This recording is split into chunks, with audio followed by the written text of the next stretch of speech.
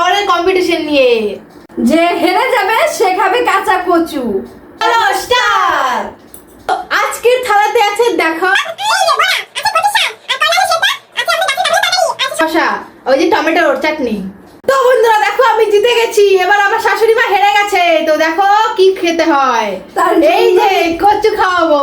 তো কচুটা খাওয়া যাবে না বন্ধুরা, দেখছি এটা হবে না, কচু খেতে হবে, লঙ্কা হবে না, যেটা শাস্তি সবাই দেখতে পাচ্ছ। না এটা হবে না।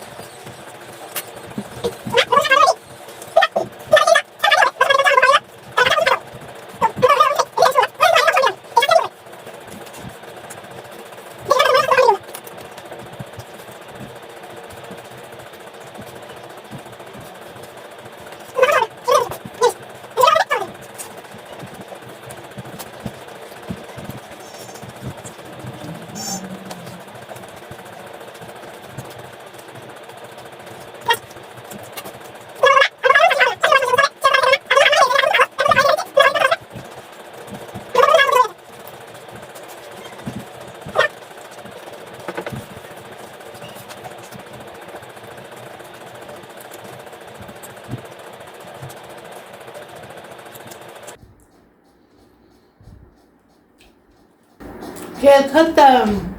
তো বন্ধুরা দেখো মা আজকে চ্যালেঞ্জে হেরে গেছে, তো মাকে খেতে হবে এখন কচু। কি মা কচু খাবে দাও? না আমি কচু খাবো না, তো আমি শুধু আলু খেয়ে দেখাই। হবে না, এটা ক্যান্সেল হবে, তোমাকে কচুই খাইতে হবে। আমি আলু খাবো না।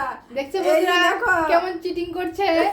টমেটো যেটা এখন থেকে টমেটো নিয়ে এসেছে, সেটা খাইয়ে তোমাদেরকে দেখাই দেবো। বাস টার এটা কখনো হয় বলুন তো? তো বন্ধুরা মা বয়স্ক মানুষ, মা যেই কম্পিটিশনে নেমে যে এই চ্যালেঞ্জটা জিতেছে বা হেরেছে, তো এটাই অনেক। তোমরা আমাদের পাশে থেকো আর দেখতে থাকো আর কি কি করা যায় তোমাদেরকে আনন্দ দেওয়ার জন্য।